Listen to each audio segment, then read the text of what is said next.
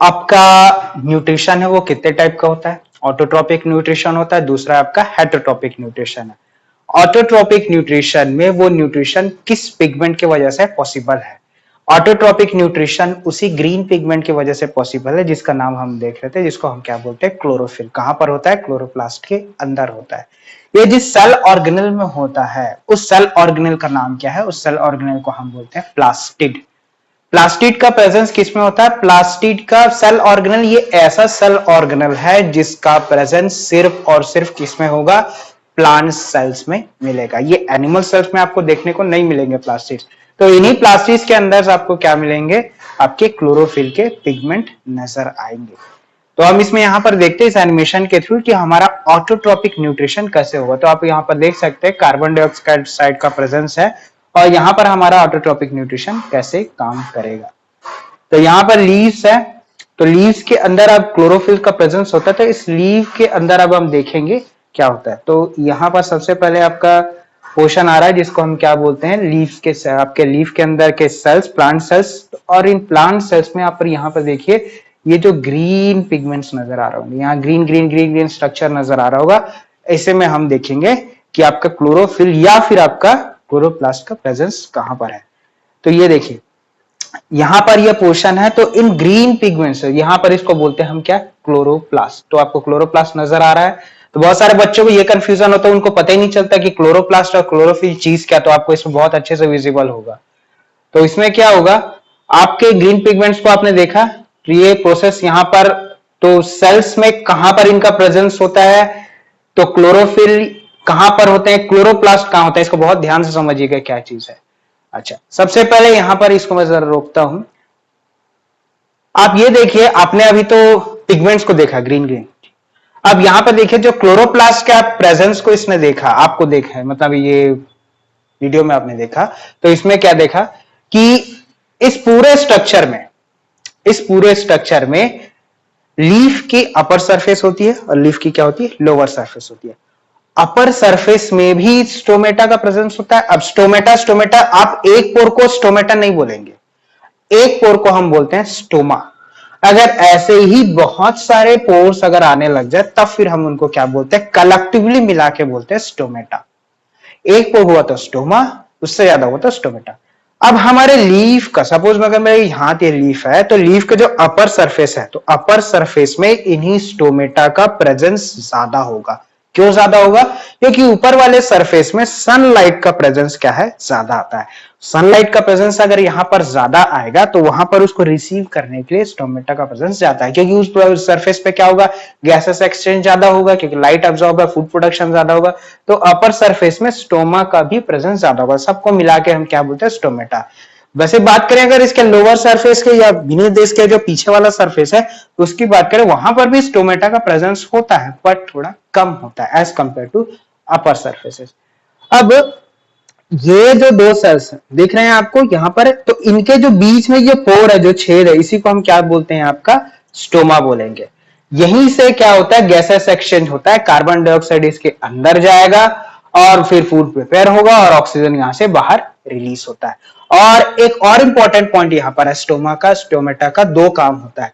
एक तो gases exchange करने में मदद करना, और दूसरा इंपॉर्टेंट इसका काम होता है आपका, दूसरा इंपॉर्टेंट काम है इसका कि आपके वाटर ड्रॉपलेट्स को क्या करता है? तो जो अपने रूट से जो वाटर आ रहा है, तो रूट से जो वाटर ड्रॉपलेट्स आ रहे हैं उस वाटर ड्रॉपलेट्स को फिर ये क्या करते हैं? सरफेस पे आता है। तो रूट से वो वाटर अब्सॉर्ब होता है और ऊपर चढ़ते हुए एक प्रोसेस के थ्रू आता है जिसको हम क्या बोलते हैं? ट्रांसपिरेशन का प्रोसेस। ट्रांसपिरेशन पे भी मैं एक सेपरेट वीडियो बनाऊंगा, तो इसमें आपको ये बहुत अच्छे से क्लियर हो जाएगा। तो अभी आपके इसमें ये समझिए कि हमारा तो आप यहां पर देख रहे होंगे ये हमारा स्टोमेटा का स्ट्रक्चर है। स्टोमेटा के स्ट्रक्चर में यहां पर आपको जो दो ग्रीन सेल्स नजर आ रहे हैं, इन्हीं को हम लोग बोलते हैं गार्ड सेल्स। गार्ड सेल्स, जैसे किसी चीज को कोई गार्ड कर रहा है ना, तो उसको बोलते हैं गार्ड सेल्स। तो यहाँ पर गार्ड सेल्स और इनके बीच में जो पोर है, जो अभी मैं आपको बताया, जिसको हम क्या बोलते हैं? स्टोमेटा। या इसको सिंगल पोर है तो उसको क्या बोलेंगे? हम स्टोमा बोलेंगे। ये क्या करते हैं? ओपन होते हैं और क्लोज होते हैं। जब ये ओपन और क्लोज होता है, दिन में क्या होता है? ये ओपन होता है जब तक सनलाइट का प्रेजेंस होगा। तब तक ये स्टोमेटा क्या हो गया, स्टोमा क्या होगा, वो आपका ओपन फॉर्म में रहेगा ताकि गैसेस एक्सचेंज हो सके और अंदर से वाटर के ड्रॉपलेट्स क्या है, बाहर आए। एक और चीज है, जब वाटर के ड्रॉपलेट्स यहाँ पर बाहर आते हैं तो फिर वो लीफ के सरफेस में क्या है, टेम्परेचर थोड़ा ज्यादा रहता है, तो वहां से वाटर ड्रॉपलेट्स क्या करते हैं, एवोपरेट हो जाते हैं। हम इस एनिमेशन में देखते हैं इसको। तो यहाँ पर आप ये देख रहे होंगे, यहाँ पर आपका ये पोर्स खुल रहे हैं, तो दिन के टाइम हमारे पोर्स क्या खुले रहते हैं, तो ये आपका ओपन स्टोमेटा। तो ये CO2 देख रहे हैं, तो कार्बन डाइऑक्साइड अंदर गया फूड प्रिपेयर करने के लिए, तो यहाँ पर आपको क्या दिखा है, गैसेस एक्सचेंज के प्रोसेस को दिखा रहा है। तो गैसेस एक्सचेंज का प्रोसेस ऐसे होता है, कार्बन डाइऑक्साइड, अब सनलाइट का प्रेजेंस है, तो सनलाइट के प्रेजेंस में यहां से वाटर को एब्जॉर्ब करता है प्लांट। तो हम एक ऑटोट्रॉपिक न्यूट्रिशन का पूरा प्रोसेस को देख रहे हैं। तो यहां से वाटर रूट्स के थ्रू एब्जॉर्ब हो जाते हैं, रूट हेयर के थ्रू, और एब्जॉर्ब होते होते फिर वो आपके लीव्स के तक पहुंच जाएंगे। तो फिर अब यहां पर देखिए, जब ये वाटर ये होता है तो सबसे पहले क्या होता है, स्प्लिटिंग ऑफ वाटर मॉलिक्यूल होता है। तो वाटर मॉलिक्यूल का स्प्लिटिंग होगा और उसके बाद कार्बन डाइऑक्साइड जो होता है वो उसके साथ फ्यूज करता है, एक नया केमिकल रिएक्शन होता है जिससे आपका क्या बनता है, कार्बन डाइऑक्साइड और वाटर स्प्लिट होता है और फिर बनता है आपका ग्लूकोज। तो यहाँ पर आप देख रहे होंगे CO2 जो है वो स्टोमेटास के थ्रू अंदर आता है। अब वापिस आ जाते हैं उसी ग्रीन पिगमेंट के पास। तो यहाँ पर देखिए अब क्या होता है, अब ये इंपॉर्टेंट चीज है, यहां पर आपका कार्बन डाइऑक्साइड जो स्टोमेटा के थ्रू आ रहा है, यहां पर आपका वाटर जो आपका रूट हेयर्स के थ्रू आ रहा है। अब ये इस ग्रीन पिगमेंट के पास जाएंगे और यहां पर ऑटोट्रॉपिक न्यूट्रिशन या फूड सिंथेसाइज को करेंगे। कैसे करेंगे हम इसको देखते हैं। देखिए सबसे पहले अब यहां पर आ रहा है ग्लूकोज और O2। तो आप देखिए ग्लूकोज का केमिकल फॉर्मूला क्या है, C6H12O6, ये उसका केमिकल फॉर्मूला है। अब बचता क्या है, ऑक्सीजन इसमें रिमूव हो जाता है, तो जो एक्स्ट्रा ऑक्सीजन केमिकल रिएक्शन में बच जाता है वो फिर बाहर रिलीज होने जाता है। अब आपको यहाँ पर ये क्वेश्चन अराइज हो रहा होगा कि रिएक्शन हुआ कहाँ, ये रिएक्शन इन्हीं ग्रीन पिगमेंट्स में हुआ है। हर एक ग्रीन पिगमेंट्स के अंदर ये चीज होता है। इसमें और एक स्ट्रक्चर होता है जो आप थैलाकॉइड और ये सब के बारे में पढ़ेंगे, ये आप क्लास 11 में और डिटेल वर्जन में पढ़ेंगे। तो आप यहां समझिए कि क्लोरोफिल के ग्रीन पिगमेंट में ही हमारा ग्लूकोज का फॉर्मेशन होता है और ऑक्सीजन बाहर की ओर रिलीज होता है, क्योंकि ग्लूकोज कार्बन डाइऑक्साइड वाटर से मिलकर प्रिपेयर हो गया रहता है, तो फिर एक्स्ट्रा ऑक्सीजन होता है, उसकी कोई नीड नहीं होती प्लांट को, तो इसलिए ये बाहर रिमूव हो जाता है। अब आगे देखिए, ग्लूकोज फॉर्मेशन हो गया, तो ये प्रोसेस कौन सा था हमारा, फोटोसिंथेसिस का प्रोसेस। अब फोटोसिंथेसिस का प्रोसेस परफॉर्म हो गया, ग्लूकोज यहाँ पर बन गया।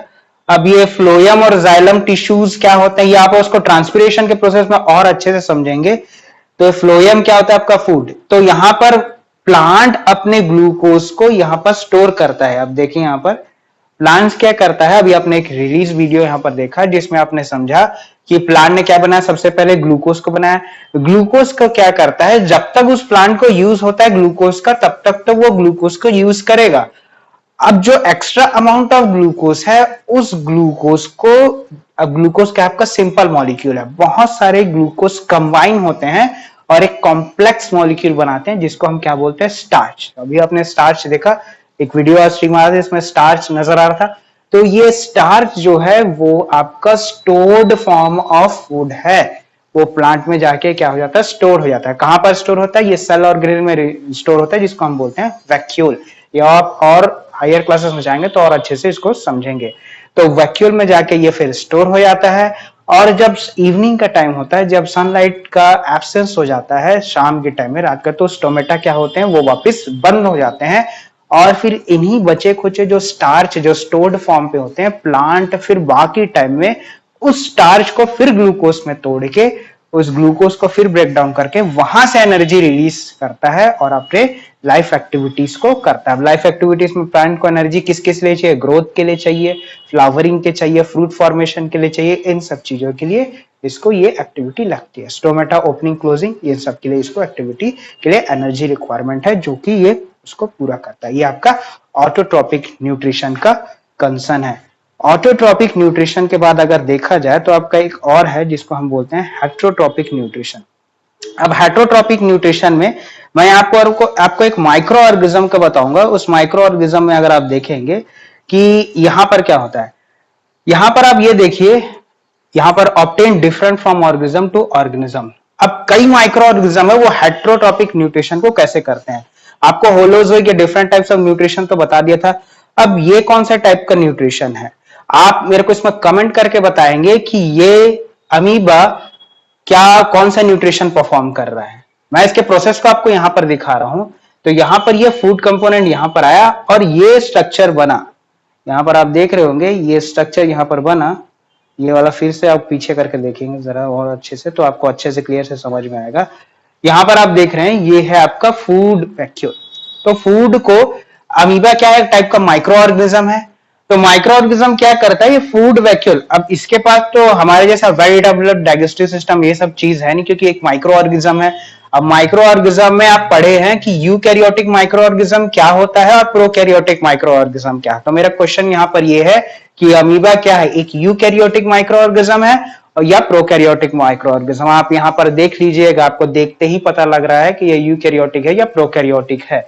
तो इस फूड वैक्यूल को फिर यहां पर ये क्या करता है, अपनी एक टेम्पररी फिंगर लाइक प्रोजेक्शन बताता है। इसको हम क्या बोलते हैं, इसको बोलते हैं स्यूडोपोडिया। आपके बुक में भी मेंशन है, आप इसको देखेंगे ऑप्टेन फूड वाला जो पैराग्राफ है उसमें। तो ये स्यूडोपोडिया, तो स्यूडोपोडिया से क्या करता है, ये फूड को अक्वायर करता है। फूड को फिर ये टेम्पररी जो इसके फिंगर लाइक पोजीशन है, फूड को क्या करता है, अंदर अक्वायर कर लेते हैं और फूड फिर इसकी बॉडी के अंदर चले जाता है। अब देख रहे हैं बॉडी में यहां पर इसके अंदर चला गया फूड वैक्यूल। जैसे ही अंदर गया ये फिर से अपनी बॉडी को, यहां पर फूड वैक्यूल अंदर की ओर आ रहा है, आप देखें, और अंदर की ओर आते आते ये इसके बॉडी के अंदर फ्यूज हो गया। अब देखिए यहां फूड वैक्यूल कंज्यूम हो गया। फूड वैक्यूल कंज्यूम होने के बाद इसके छोटे छोटे स्प्लिट हो गए मॉलिक्यूल्स, अब ये नजर आ रहा होगा।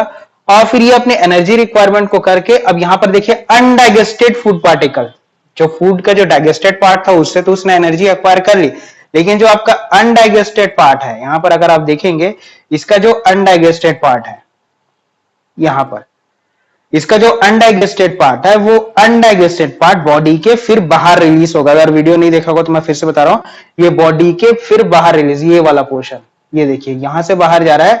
तो यहां तो डाइजेशन हो गया, न्यूट्रिशन उसको मिल गया। न्यूट्रिशन अक्वायर करने के बाद जो अनडाइजेस्टेड पार्टिकल है उसको फिर से ये क्या करता है, एक्सक्रीट कर देता है। तो इसके पास कोई प्रॉपर एक्सक्रीटरी सिस्टम नहीं है, डाइजेस्टिव सिस्टम नहीं है। तो इस माइक्रो ऑर्गेनिज्म का काम ऐसे चलता है। तो ये मैंने आपको माइक्रो ऑर्गेनिज्म, इस प्रोसेस को हम क्या बोलते हैं, फेगोसाइटोसिस का प्रोसेस बोलते हैं। फैगी मतलब किसी चीज को खाना, कंज्यूम करना, तो इसको हम क्या बोलते हैं, फेगोसाइटोसिस का प्रोसेस बोलते हैं, जो ये अमीबा के केस में होता है।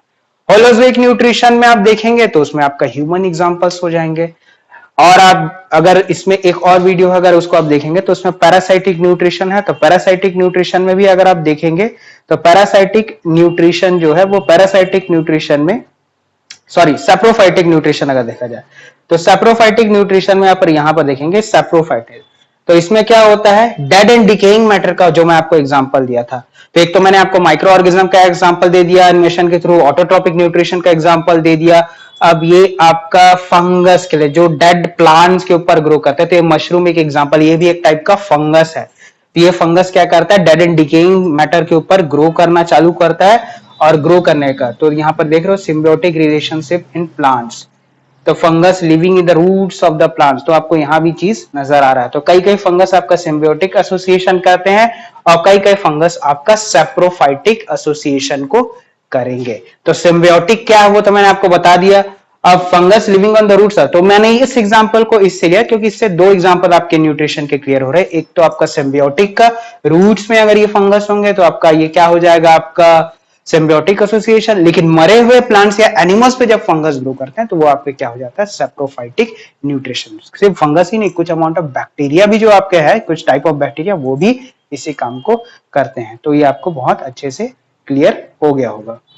तो हमने यहां पर देखा कितने types of modes of nutrition है और हर न्यूट्रिशन का एक्वायरिंग कैसे है। तो हमने इसमें ज्यादा टाइप्स किसके देखे, आपके हेटरोट्रॉपिक न्यूट्रिशन के। तो हेटरोट्रॉपिक न्यूट्रिशन में कौन कौन सा परफॉर्म होता है, कितने टाइप्स ऑफ न्यूट्रिशन है, ये न्यूट्रिशन कैसे एक्वायर करते हैं, सब मोड ऑफ न्यूट्रिशन हमने यहाँ पर देख लिया है। तो होप आपको ये वीडियो पसंद आया होगा और ये अच्छा लगा होगा। तो मेरा यहाँ पर समझाने का पूरा कोशिश था कि आपको डिफरेंट टाइप्स ऑफ न्यूट्रिशन को बताऊं। अब इसमें आप कमेंट में करेंगे कि आप एटलीस्ट 2-3 एग्जांपल्स बताएंगे, वो 2-3 एग्जांपल्स लिखेंगे हर मोड ऑफ न्यूट्रिशन के। और मेनली यहां पर हमारा कंसर्न क्या होगा, हेटरोट्रोपिक न्यूट्रिशन का। तो हेटरोटाइपिक न्यूट्रिशन में कितने टाइप्स ऑफ न्यूट्रिशन है और उस न्यूट्रिशन के एक एक एग्जांपल लिविंग ऑर्गेनिज्म के या माइक्रो ऑर्गेनिज्म के आप उसमें मेंशन करेंगे।